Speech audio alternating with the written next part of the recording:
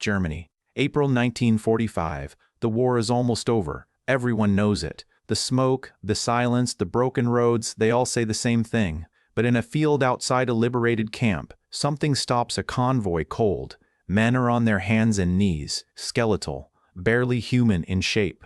They are clawing at mud and rotten straw, fighting each other, weakly, desperately, over what appears to be a pile of garbage, potato peels, moldy bread, a soup bone with nothing left on it. One man bites another's hand to get at a crust, not out of cruelty, out of starvation so complete, his body has forgotten what dignity feels like. A sergeant near the front jeep turns away, can't look. But the man in the back seat looks directly at it. He doesn't turn away. His jaw tightens, his eyes go still. And that stillness, that specific, quiet stillness, is more dangerous than any explosion. This is what he did next, and what happened in the hours that followed was remembered by every man who witnessed it for the rest of their lives. We tell stories where disrespect meets consequences. If that's the kind of history you want, subscribe, because this one doesn't end the way you expect. His name was Oberst Friedrich Kessler, a German camp administrator, not SS, which he would later use as his defense. He ran the compound with paperwork, quotas, supply manifests. On paper, the prisoners received 800 calories a day. On paper, there were medical checks.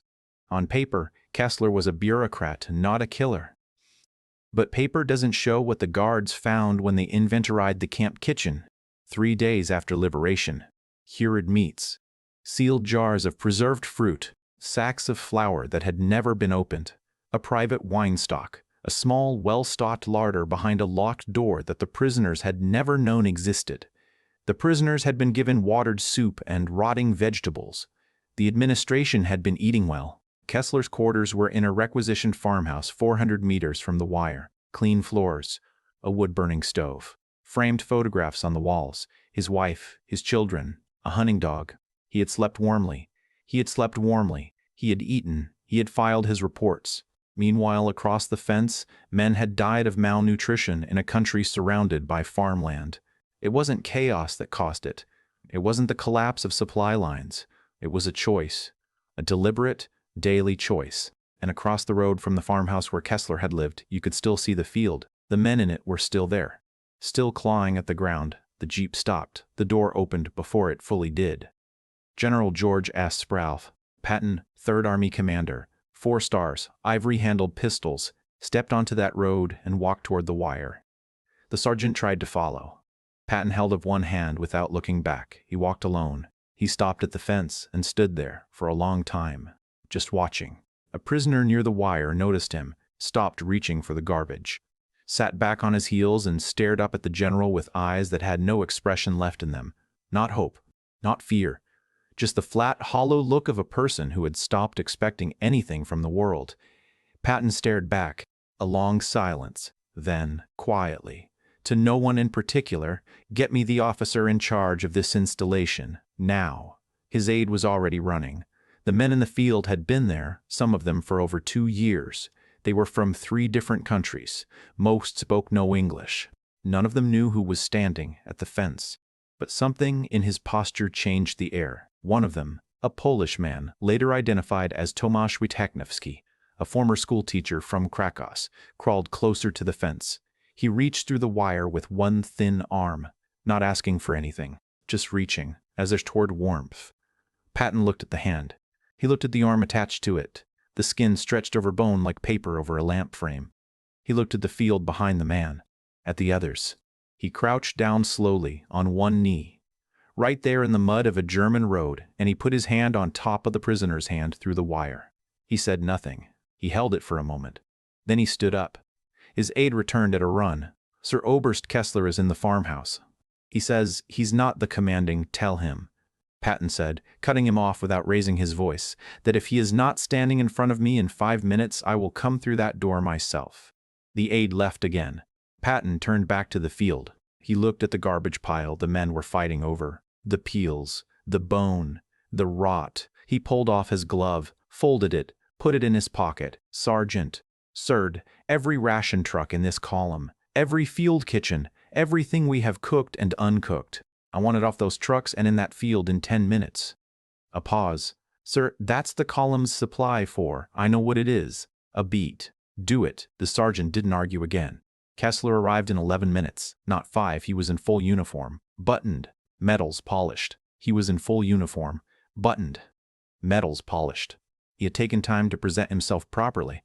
A calculated choice, the costume of a professional soldier, not a criminal. Patton looked at him for a long moment without speaking. Kessler opened his mouth. General, I must inform you that this facility operated under Wehrmacht jurisdiction and all. Stop. Kessler stopped. Patton walked a slow half-circle around him, not aggressive, almost thoughtful, the way a man walks around something he's trying to understand. How long were you posted here? 14 months, General. 14 months.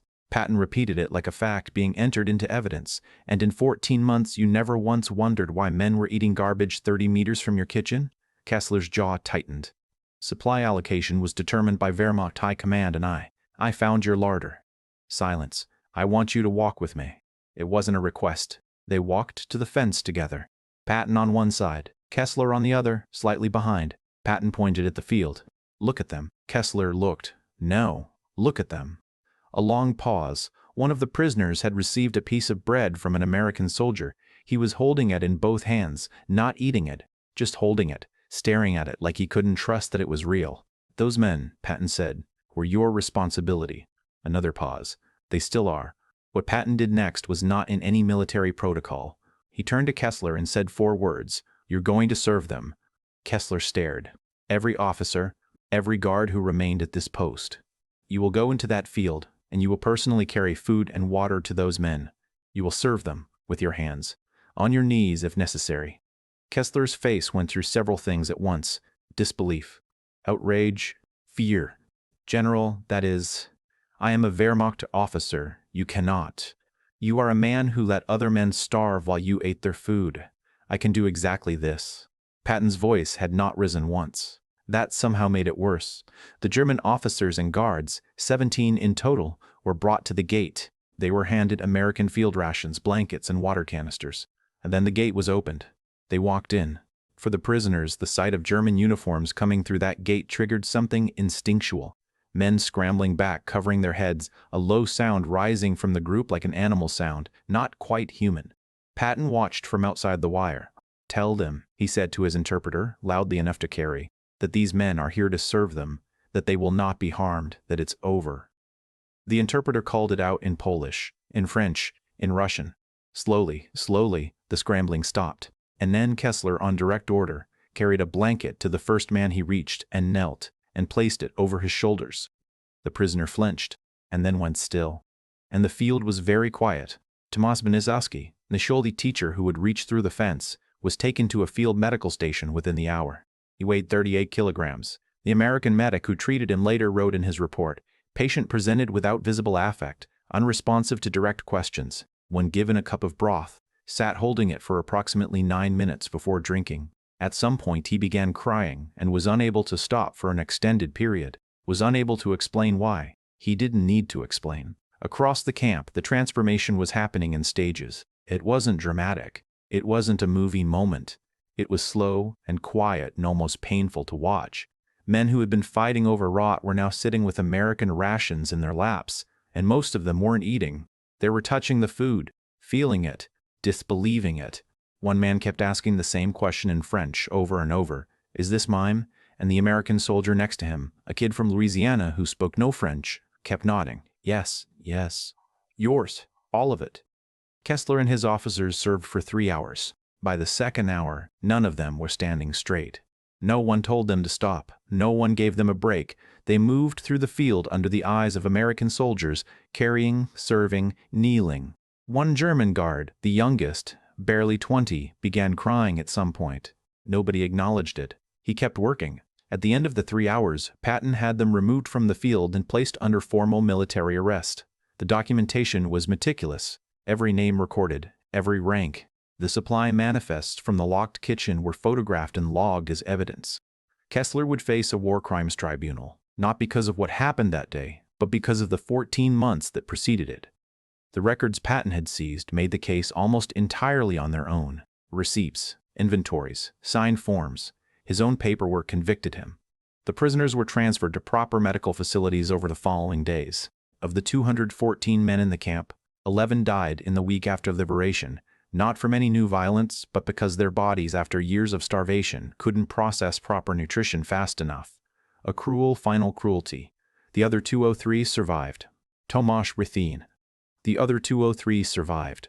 Tomasz Wojciechowski returned to Poland in 1946. He went back to teaching. He never spoke publicly about the camp. In a letter to his sister written that same year, he mentioned only one detail from his liberation. Not the food, not the blankets, not the medical care. He wrote about a general kneeling in the mud at a fence, taking his hand. "I did not know who he was," he wrote. "I only knew that he looked at me, not through me, at me, like I was still a person. That is when I believed it was over." This wasn't a story about food. It wasn't about rations or supply chains or the logistics of a collapsing army. It was about what happens when a human being decides that other human beings are worth less than paperwork. Kessler didn't beat anyone. He didn't shoot anyone. He signed forms and locked a door and ate his dinner. And 214 people starved on the other side of a fence. The cruelty of distance. The violence of indifference. What Patton understood, what he always understood, was that there are moments when rank means nothing, when orders mean nothing, when the only thing that matters is whether you choose to see someone or look through them. He knelt in the mud because it cost him nothing, and it meant everything. The men in that field had been made invisible by system, by paperwork, by the comfortable daily choice to not walk 30 meters and look.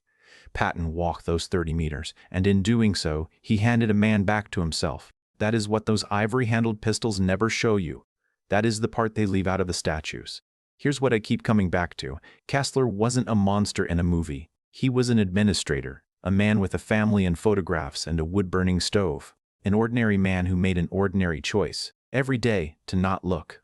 So I'll ask you this. What would you have done, not as a soldier, not as a general, as the person you are, if you walked past something wrong, something you could fix, and no one was watching? Would you stop? And no one was watching. Would you stop? Drop your answer below. I read every one. And if these are the kinds of stories that matter to you, where human dignity gets taken seriously, where justice finds its way, then subscribe. We find these moments. We bring them back, because some things deserve to be remembered.